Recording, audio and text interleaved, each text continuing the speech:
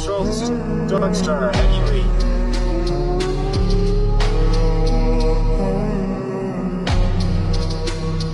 SR-71 blackbird পৃথিবীর ইতিহাসে সবথেকে দ্রুতগতির গোয়েন্দা বিমান, যা শব্দের গতির 3.2 গুণ গতিতে ছুটতে সক্ষম ছিল।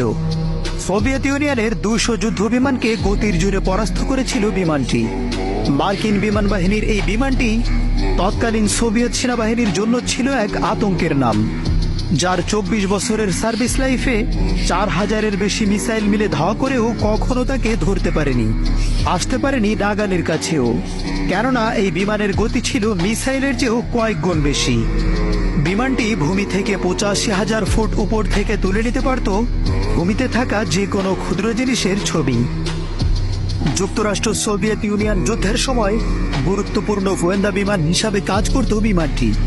সোভিয়েত ইউনিয়নের আকাশে প্রবেশ করে গুরুত্বপূর্ণ সামরিক স্থাপনার ছবি থেকে অত্যন্ত দ্রুত গতিতে চলতে থাকা গুরুত্বপূর্ণ ব্যক্তিদের গাড়ির নাম্বার প্লেটের ছবি পর্যন্ত তুলে নিত বিমানটি। 1964 সালে মার্কিন বিমান নির্মাতা প্রতিষ্ঠান লকহিড কর্পোরেশন SR-71 বিমানটি তৈরি করে, যার ডাকনাম ছিল ব্ল্যাকবার্ড। ঘন্টায় প্রায় 3540 কিলোমিটার গতিতে ছুটতে পারত বিমানটি। এত দ্রুত গতির জেট ইঞ্জিন চালিত বিমান পৃথিবীতে আর একটিও তৈরি হয়নি। এই অদ্ভুত বিমানটির ডিজাইন করেছিলেন ইঞ্জিনিয়ার ক্লেয়ার জনসন। মাত্র 1 ঘন্টায় 1 লাখ বর্গমাইল এলাকা সার্ভে করতে পারত বিমানটি। ব্ল্যাকবার্ডের ক্যামেরা এতটাই আধুনিক ছিল যে রাস্তায় ঘন্টায় 200 কিলোমিটার গতিতে চলতে থাকা গাড়ির নাম্বার প্লেটের ছবি 85,000 ফুট উচ্চতা থেকে নিখুঁতভাবে তুলে নিতে পারত।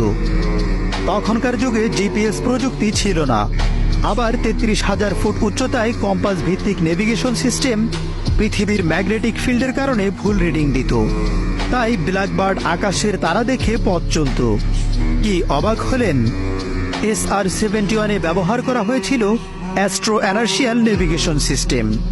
এই সিস্টেমে ছিল ব্লু লাইট নামে এক ধরনের স্টার ট্র্যাকার, যা কিনা আকাশে 100টি তারার অবস্থানের সাপেক্ষে বিমানের অবস্থান নির্ণয় করে সঠিকভাবে বিমান চালাতে সহায়তা করত। SR-71 এর বডি 75% টাইটানিয়ামের তৈরি ছিল, ফলে এটি নির্মাণের সময় যুগারের তুলনায় প্রচুর চাহিদার সৃষ্টি হয়।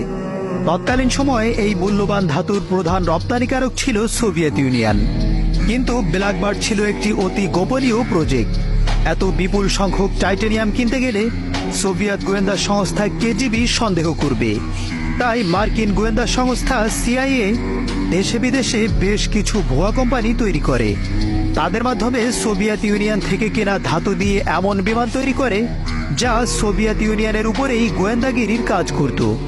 তৎকালীন সোভিয়েত ইউনিয়নের কোনো মিসাইলের সাধ্য ছিল না ব্ল্যাকবার্ডকে ধ্বংস করার। 1887 সালে লিবিয়ার আকাশে মিসাইল ফাঁকি দেওয়ার সময় একটি ব্ল্যাকবার্ড মিগ 3.5 মাত্রার গতি তুলে বিশ্ব রেকর্ড করে। সর্বমোট 32টি ব্ল্যাকবার্ড তৈরি করা হয়েছিল, যার 12টি বিভিন্ন দুর্ঘটনায় ধ্বংস হয়, তবে একটিও শত্রুর হাতে ধ্বংস হয়নি। অতি উচ্চতায় অতি উচ্চ গতিতে চলার কারণে ব্ল্যাকবার্ডের পাইলটদের নভোচারীর মতো এয়ার প্রেসার স্যুট পরিধান করতে হতো, যা ককপিটে প্রেসার নিয়ন্ত্রণ সিস্টেমের সাথে সম্পর্কযুক্ত থাকত। SR-71 ছিল প্রথম যুগের স্টেলথ বিমান। এর রাডার ক্রস সেকশনের মান ছিল মাত্র 10 স্কয়ার মিটার। আজকের যুগে এটা সাধারণ ব্যাপার হলেও 50 বছর আগে এটাই ছিল বিস্ময়। SR-71 মার্কিন এয়ারপোর্ট থেকে অবসর নেওয়ার পর নাসার মহাকাশ গবেষণা প্রোগ্রামেও ভূমিকা রেখেছিল। আধুনিক ড্রোন ও স্পাই স্যাটেলাইটের যুগে এই বিমানের চাহিদা শেষ হয়ে গিয়েছে এমনটি ভাবার কোনো কারণ নেই। যুক্তরাষ্ট্র বহু আগে থেকেই ব্ল্যাকবার্ডের আপডেট ভার্সন SR-72 নিয়ে কাজ করছে। সবকিছু ঠিকঠাক থাকলে আগামী 2025 সালে এটি আকাশে উড়বে। তবে ব্ল্যাকবার্ড ছিল তার যুগের তুলনায় কয়েক গুণ এগিয়ে থাকা কিংবদন্তি। এর সমতুল্য কোনো বিমান আজ অব্দি কোনো দেশ তৈরি করে দেখাতে পারেনি। ব্ল্যাকবার্ডকে এভিয়েশন ইঞ্জিনিয়ারিং জগতের বিস্ময় হিসেবে আখ্যায়িত করা হয়। বন্ধুরা, ভিডিওটি ভালো লাগলে লাইক এবং শেয়ার করে বন্ধুদের কাছে পৌঁছে দিন।